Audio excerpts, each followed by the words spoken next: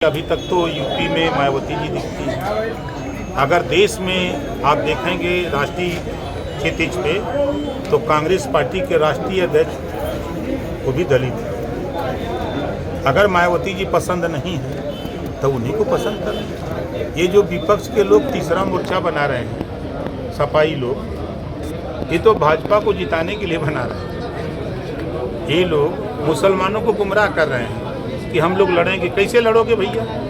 ममता जी आके यूपी में कई वोट दिलाएंगी सपा को, केसीआर आके कई वोट दिलाएंगे, लालू जी आके कई वोट दिलाएंगे। ये तो सीधे सीधे बीजेपी को जिताने के लिए काम हो रहा है।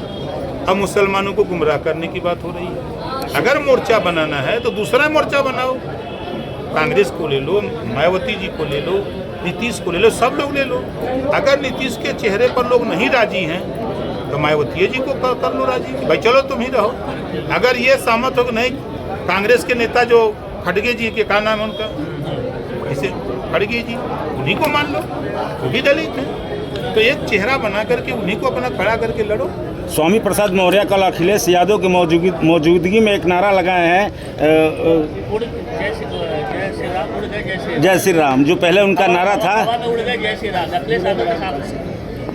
मिले मुलायम और काशीराम हवा में उड़ गए जय श्री राम, उनके साथ वो उनके कैसे आप इसको देखते हैं इस नारे को? स्वामी प्रसाद मौर्य जी सत्ता से बेदखल होने के बाद मानसिक संतुलन खो गए। जब बहुजन समाज पार्टी में मंत्री थे 4 बार, तब उनको ना चौपाई याद आई, ना महिलाओं का अपमान याद आया, ना पिछड़े दलित को अपमान याद आया। जब 4 बार मंत्री रह चुके, सत्ता जाते देखा तो उसी राम की शरण में गए। रामम शरणम गच्छामि, जिसको हवा में उड़ाने की बात कर रहे हैं, उसी शरण में गए और भगवान राम को नाम लेकर के राम राम जपना पराया माल, अपना बेटी को सांसद बना लिया, अपने मंत्री बन गए 5 साल। तब भी ना वो चौपाई याद आई, ना ये जो नारा लगा रहे हैं याद आया, ना पिछड़े दलित याद आए। 5 साल मलाई लिया।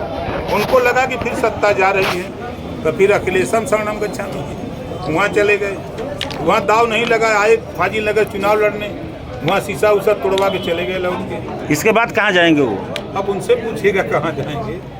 नेताजी, जब भी चुनाव शुरू होता है तो सारी राजनीतिक दल आपको ढूंढने लगती है। क्या वजह है कि सारे राजनीतिक दलों का आपके बिना काम नहीं चल पाता है चुनाव के मौसम में? देखिए, बाबा साहब डॉक्टर अम्बेडकर ने एक पावर दिया है देश में, जिसकी उम्र 18 साल हो गई, उसको पावर दिया कि अगर आपने अपना नाम मतदाता सूची में दर्ज करा दिया तो आप देश प्रदेश की कोई भी चुनाव लड़ने वाले का भाग्य विधाता हो जाते हैं। और ये भाग्य विधाता बड़ी संख्या में ओम प्रकाश राजभर के साथ खड़े हैं। चाहे आप शामली जाएंगे, सहारनपुर, बागपत, एटा, इटावा, कन्नौज, कासगंज जाइए, फिरोजाबाद, फर्रुखाबाद जाइए, चाहे आप झांसी, बादा, चित्रकूट, हमीरपुर, जालौन, उड़ई जाइए, चाहे आप पूर्वांचल, तो आप देख रहे हैं कहीं जाएंगे तो ये भाग्य लिखने वाले लोग बड़ी संख्या में भारतीय समाज पार्टी के साथ खड़े हो गए हैं, हो रहे हैं। इस नाते अब सबको लग रहा है कि बिना इनके प्रमाण भी आपने देखा, अम्बेडकर नगर, आजमगढ़, बलिया,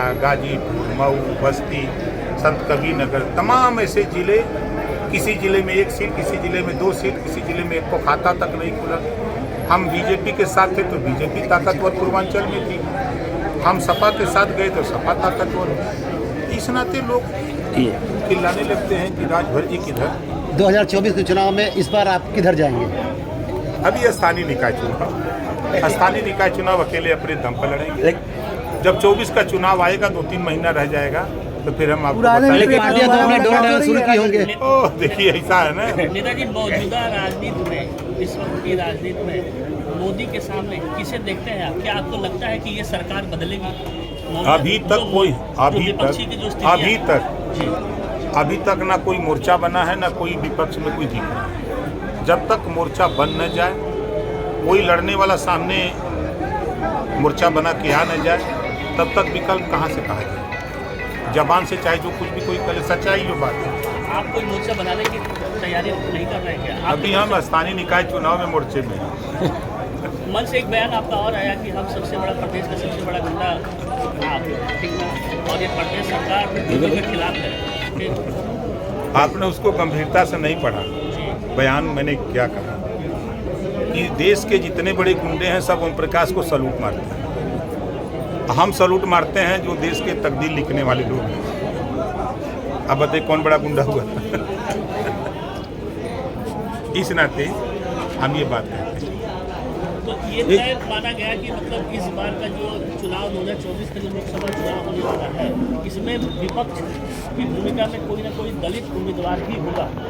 प्रधानमंत्री विपक्ष का उम्मीदवार दलित ही आपकी नज़र से दलित होना चाहिए। नहीं, जो जिस तरह लोग चर्चा कर रहे हैं, कोई ईडी से डर रहा है, कोई सीबीआई से डर रहा है, तो कोई फर्जी मुकदमे की बात करता है। ये जितने लोग हैं तो तीसरा मोर्चा क्यों बना रहे हैं भाई? दूसरा मोर्चा बनाओ। अरे दूसरा बनाना है, तीसरा बनाने लगे। और तीसरा मोर्चा ऐसा बना रहे हो कि जो आपको 10 वोट भी नहीं दिला सकता। तो आप दूसरा मोर्चा बनाओ, दूसरा मोर्चा में सब लोग तय कर लो। नहीं बात अगर समझ में आती है तो दो ही चेहरे हैं। यूपी में सबसे बढ़िया लीडर मायावती जी को हम देखते हैं, और देश की राजनीति में अगर मायावती जी नहीं पसंद है तो खड़गे जी को पकड़ लो, वो भी दलित है, उन्हीं को मान लो, किसी को मान के लड़ो, लेकिन सब लोग एक होकर लड़ो। और सब लोग अगर अलग अलग लड़ोगे तो कहीं लड़ाई नहीं है। जो तय चिल्ला रहे हैं। बंगाल और बिहार में रामनवमी के दिन जो हिंसा हुई है, यूपी में एक भी हिंसा नहीं है, लेकिन बंगाल और बिहार में हिंसा हो गई, इसको कैसे देखते हैं? देखिए भैया, हम यूपी का रहे वाला है, यूपी की बात करा, बंगाल में कहा हो तो हमें नहीं तो पता। अभी तो बात करते हैं ममता बनर्जी से लेके नहीं, उनके तक। देखिए, इस नाते चर्चा करते हैं कि ममता जी को ला करके अगर यूपी में वोट मांगने की बात हो तो 22 में हमने देखा ममता जी आई थी, कुछ नहीं कर पाई। बनारस की धरती पर आके ममता जी ने भाषण दिया, एक भी सीट नहीं निकली। अगर एक सीट निकल गई होती तब मैं कहता कि नहीं, ममता जी वोट दिला सकती, वोट देने दिलाने की बात होती। कांग्रेस से राहुल गांधी लगातार जो है अडानी को लेकर के सवाल करते रहे हैं मोदी जी से। राहुल गांधी के अलावा आज तक किसी नेता सामने नहीं आया जो अडानी और मोदी जी के जो रिश्ते की बात है। क्या आप भी कभी सदन में मौका मिला तो इस रिश्ते की बात उठाएंगे क्या सदन में? अरे हम बिजली का बिल माफी, अडानी और मोदी के संबंधों की सवाल उठाएंगे सदन में?